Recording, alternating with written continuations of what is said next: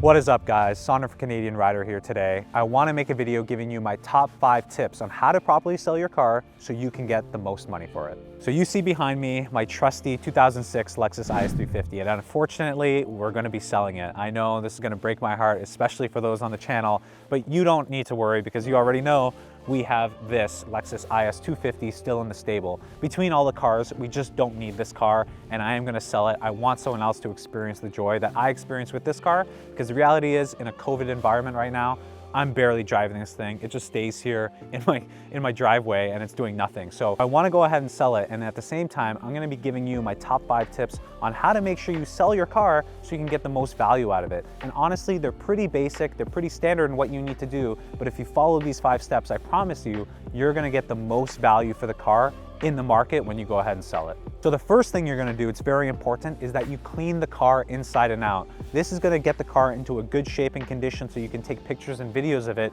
for your ad. And we're gonna clean up the inside to make sure we can take those proper pictures of the interior and exterior. Having the car clean gives the sense to the buyer that the person that's owned it is taking care of the car. You know, I take care of this car religiously, but it's still dirty, but you wanna show it in presentable shape. Kind of the same thing when you go to a job interview. You're gonna go ahead, you're gonna shave, you're gonna wear a nice suit to really impress the buyer, and in this case, it's the person that's buying your car.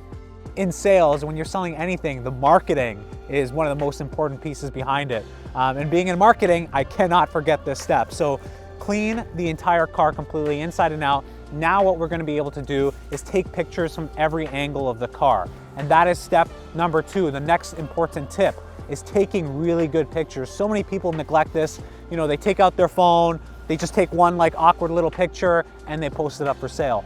Part of what you're trying to do is tell the story around the car, especially if it's in great condition. You want to tell the buyer, this is in great condition here, and this is a really reliable car that's been well taken care of. So I'm gonna start taking pictures on different angles. I'm gonna take a front picture to make sure that I capture the entire front end. Perfect, that looks really good. I'm gonna wanna take a picture on the side, right over here. Side view. And you know what? You can take a picture on your phone. You don't need to take a professional DSLR camera photo. You can, those look nice, but what I tend to actually notice is people like the pictures not to be over post-processed, you know, lots of film correction, none of that stuff. They just wanna see it in real life. So take lifelike shots of the car. I'm gonna take some more on this angle here. Excellent. Now, in my case, I am selling this car with the Bridgestone Blizzak WS 90s, and these are really great tires. They're basically brand new. So I'm gonna go ahead and take a picture of the tire tread on these tires. Also, I'm gonna take a shot of the rear. Now, this car does have a slight rust spot on the trunk lid.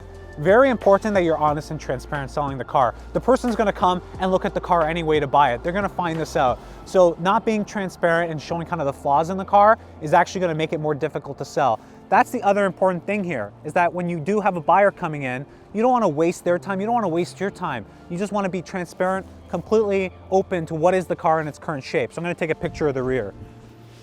There is a little bit of damage here, slightly. Somebody bumped into me at the GO train a long time ago. So I'm gonna just take a picture of that, very clearly mark that.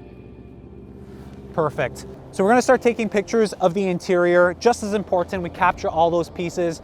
Do you need too many interior shots? Maybe a couple, maybe a few. You just wanna make sure you capture the condition of the interior.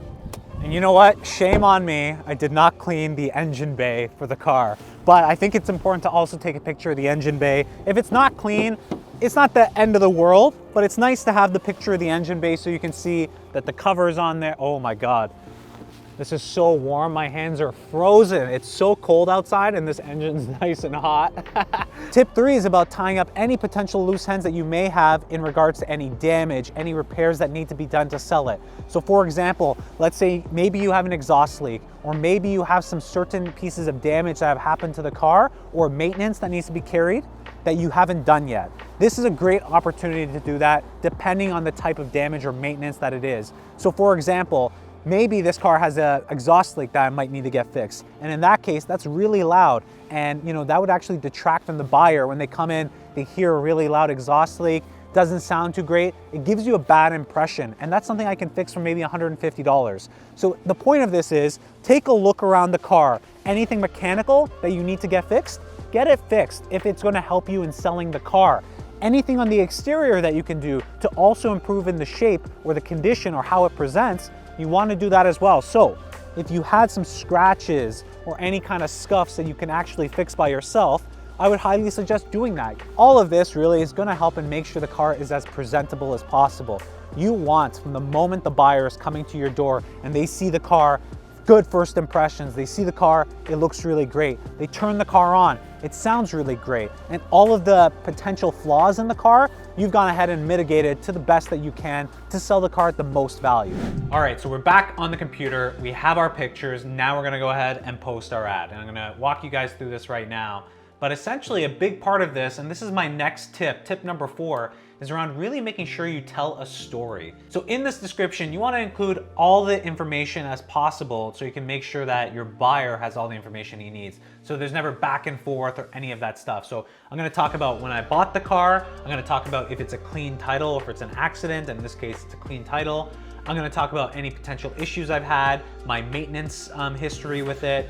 I'm gonna give details around the pictures. I'm gonna state certain things like, you know, it's in great condition, but there's a little bit of rust here, there's a little bit of a scratch here, being very open and transparent in this process. But I'm gonna basically tell the story, a really immaculately taken care of daily driver by somebody that's obsessed with his cars and loves to keep his property in great condition. And I've shown that, right? The pictures show a great condition car for the year, for the kilometers. So I'm gonna include all this information here. I'm also gonna include information about the tires because these are the Blizzak WS90s that I have that are basically brand new on this car. So I'm gonna give all of this information. I'm gonna talk about all the history, my rigor around oil changes, what oil I've used, the oil filter, etc.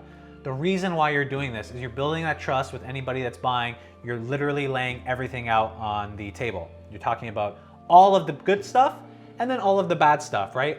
But at the end of the day, you wanna make sure you frame it in a way where the good stuff is top and center, and that's the thing that's important, right? And you're being honest about any, you know, little defects here and there or little problems here and there. And that's important, right? And that's part of the other tip that I gave earlier, is that when you are going to sell the car, if you can fix any minor issues here and there that's not gonna cost you too much money, you should be doing it before you list it up, because that's the number one thing people will do when they're going ahead and go purchase your car. They're gonna negotiate with you. You have to be ready to know that they will try to negotiate with you. And any kind of like major issues or even small minor ones, that's gonna be ammunition for anyone to say, hey, can you lower your price here, here, or here?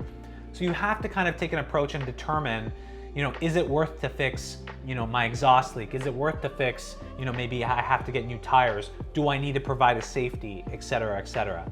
Now, my 5th and final tip, this is also very important. When somebody comes in and they're looking to buy the car, they have all this information, then first thing they're gonna ask you, where's all the maintenance records? Bang.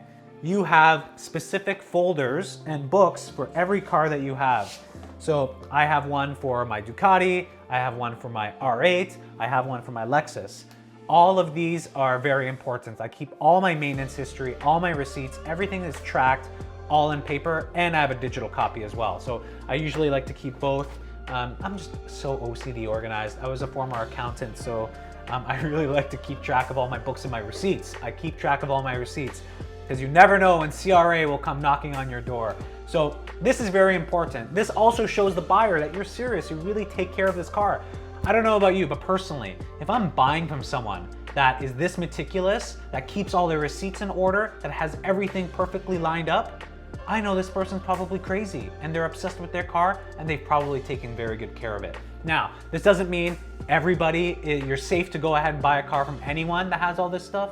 No, but this is just one factor for you to realize as a buyer, I'm buying from someone that's credible, right? And that goes a long way. You are going to get people to pay more for your car if they can see you as somebody that's credible, a credible seller, and what you've actually disclosed is the honest truth. And there you have it. Those are my top 5 tips on how to properly sell your car and get the full value out of your car. A lot of the times people aren't doing these basic steps, and actually blows my mind when I go look at people posting their cars or motorcycles for sale. They got like one shoddy picture with barely any description, without any information. And what's that causing for them? Lots of potential buyers going back and forth trying to find out information. It's not a great process, and you lose that credibility. People buy stories, and people buy from people that they deem that are credible, right? I'm not gonna buy from someone that sketches me out with a history, there's a lot of question marks. That's not the case. And if I was going to, sure as hell, I'm gonna be negotiating with them a lot on the price because there's lots of risks and lots of uncertainty. But if you remove the risks, you remove the uncertainty, it is what it is. They have much less power in negotiating the value of the car when you're looking to get a buyer, and you're gonna be able to get the maximum value out of your car. Let me know what you guys think. Let me know what you guys do to actually make sure when you're selling your car or motorcycle or whatever it is that you try to get the maximum value. Did I miss anything? Let me know in the comment box down below. Make sure you like this video if you found it helpful, and make sure you subscribe to the channel, guys. 25,000 subscribers. Thank you guys so much. It's pretty crazy. I am sad. I am selling this car. I've made so many videos on this Lexus IS350. I've had this car for such a long time. I bought this car originally from Jacob from the Straight Pipes. And I told him I'd have it for a long time, and I did. And I love the car, and it breaks my heart that I have to depart from it. Just with the entire COVID-19 situation, the remote working. I have that car. I have my fiance's 2009 Lexus IS250. And we're gonna be using that as our daily. We've decided that that's the car. We like the color. I'm not the biggest fan of silver. I know Lexus IS350 down to a 250. The reality is my fiance is driving this car for the most part. I have the Audi R8 and the Ducati during the summer, so that's perfectly fine. I am sad to see it go. This has truly been one of my most favorite cars that I've ever driven as a daily driver, as something to get me from point A to point B. It was so luxurious, extremely reliable, just everything about it, and the price point. To get this car, what I just listed it for $8,000. $8,000 to get a car like this that can do so much, that has power, reliability, it can bring in passengers, it's decent in terms of cargo, all of these things, incredible. I'm gonna miss this car so much, but I hope this video was helpful. Try to get the maximum value out of anything you sell by telling the story, being transparent, and following these tips, and I promise you, you'll go a lot further with whatever you're selling.